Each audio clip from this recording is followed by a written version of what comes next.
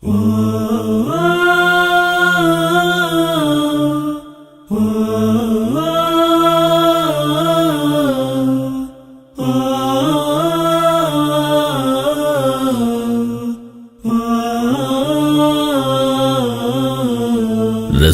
مکرم صلی اللہ علیہ وآلہ وسلم کا ارشاد مبارک ہے، جب انسان مر جاتا ہے تو اس کا عمل موقوف ہو جاتا ہے، مگر 3 چیزوں کا ثواب جاری رہتا ہے۔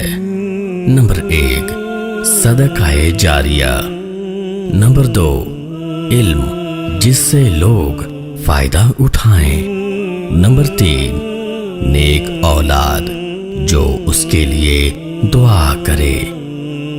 صحیح مسلم حدیث نمبر 4223۔